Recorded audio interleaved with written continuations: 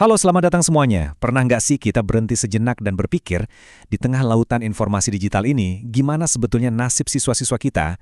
Nah, hari ini kita akan bedah tuntas sebuah skill yang super penting, yaitu literasi informasi. Ini adalah kunci supaya mereka nggak cuma bisa bertahan, tapi juga benar-benar berkembang. Anggap saja ini panduan khusus untuk Anda semua para guru dan pustakawan hebat di garda terdepan pendidikan. Oke, jadi begini rencana kita. Pertama, kita lihat dulu masalah yang paling sering kita hadapi bareng-bareng. Terus, kita bongkar solusinya. Setelah itu, kita kenalan sama beberapa model praktis, dan kita akan dalami satu model yang paling populer. Terakhir, yang paling penting, kita cari tahu gimana cara membawa semua ini ke dunia nyata, di sekolah kita masing-masing. Sip, kita mulai dari bagian pertama, masalah umum di era digital, dan tantangan apa saja yang muncul di ruang kelas kita. Gambar ini kayaknya familiar banget ya. Siswa kita itu ibaratnya dilepas di hutan belantara internet yang luas banget, tanpa peta dan kompas.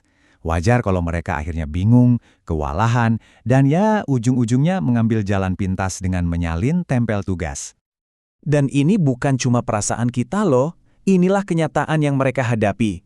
Mereka itu tenggelam, beneran. Saking banyaknya info, mereka asal comot saja dari sumber yang, ya kita tahulah, kredibilitasnya diragukan. Mereka susah payah memilah mana yang penting, dan akhirnya copy-paste jadi dewa penolong. Padahal ini bukan sekedar soal tugas yang jelek, tapi ini soal hilangnya kesempatan emas bagi mereka untuk benar-benar belajar dan berpikir. Oke, terus gimana dong solusinya? Apa jawaban dari semua ini? Jawabannya ada pada satu set keterampilan fundamental yang kita sebut literasi informasi. Intinya, menurut definisi klasiknya, literasi informasi itu adalah kemampuan untuk sadar kapan kita butuh info, lalu tahu cara mencarinya, menilainya, dan memakainya secara efektif. Gampangnya gini, kalau ada tugas riset, siswa yang literat informasi nggak cuma cari tanggal atau nama, tapi dia bisa membandingkan berbagai sumber, membedakan mana fakta, mana opini, dan akhirnya merangkai semua itu jadi pemahaman miliknya sendiri. Keren kan? Manfaatnya? Wah, luar biasa. Kita ini kan bukan mau mencetak robot penghafal ya. Tujuan kita itu membentuk pemikir yang kritis, pemecah masalah yang tangguh, dan yang terpenting, pembelajar seumur hidup. Orang yang tahu cara menggunakan informasi dengan cerdas, beretika, dan bertanggung jawab. Kedengarannya memang hebat ya, tapi pertanyaannya, gimana cara kita mengajarkan ini di kelas? Nah, untungnya kita nggak perlu mulai dari nol. Yuk, kita lihat beberapa peta atau kerangka kerja yang sudah terbukti berhasil. Jadi, sudah ada beberapa model yang dirancang khusus untuk jadi semacam GPS buat siswa. GPS ini membantu mereka menavigasi proses mencari informasi yang kadang terasa rumit, supaya mereka nggak tersesat di jalan. Misalnya, ada yang namanya model 7 pilar SKONUL. Ini model yang sangat komprehensif, sering banget dipakai di level universitas. Isinya lengkap, mulai dari cara mengidentifikasi kebutuhan informasi, sampai cara mempresentasikannya dengan baik. Ada lagi model Empowering 8.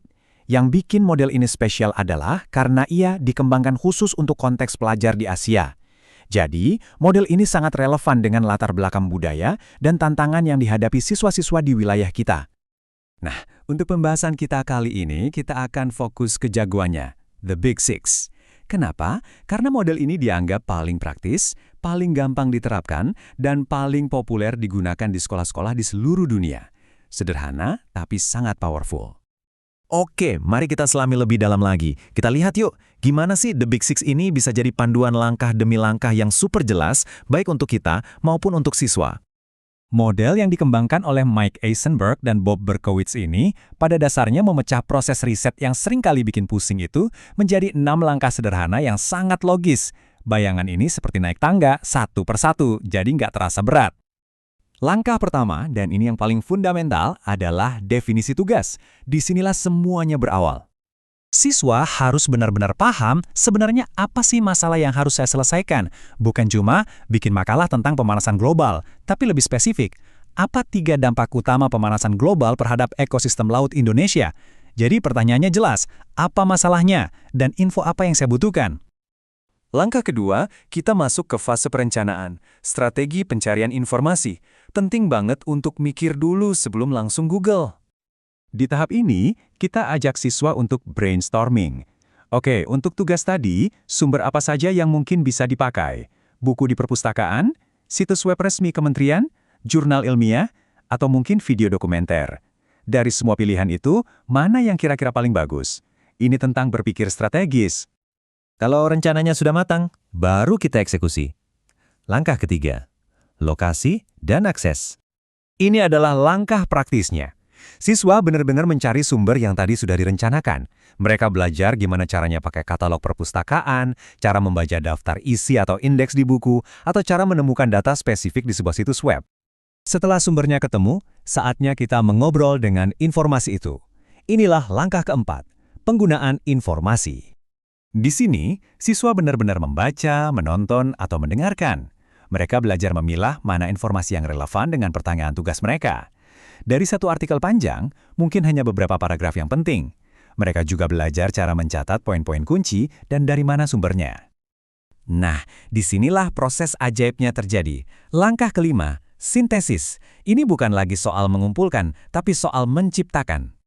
Siswa mengambil semua potongan informasi yang sudah mereka kumpulkan, lalu merangkainya menjadi sesuatu yang baru dan utuh. Entah itu jadi sebuah esai yang terstruktur, presentasi yang menarik, atau infografis yang informatif. Mereka belajar menyusun cerita dari data. Dan yang terakhir, tapi sering banget dilupakan, adalah langkah keenam, evaluasi. Ini adalah waktu untuk refleksi. Ada dua hal yang dievaluasi. Pertama, hasilnya, apakah presentasi saya sudah menjawab semua pertanyaan tugas? Kedua, prosesnya. Tadi cara saya mencari informasi sudah efisien belum ya? Lain kali bisa lebih baik nggak? Langkah ini yang memastikan mereka terus berkembang menjadi pembelajar yang lebih baik. Pertanyaan besarnya sekarang, gimana cara kita mewujudkan semua ini di sekolah? Jawabannya sebenarnya sederhana, tapi sangat penting, kolaborasi. Semua riset dan praktik terbaik menunjukkan hal yang sama. Ini bukan pekerjaan satu orang.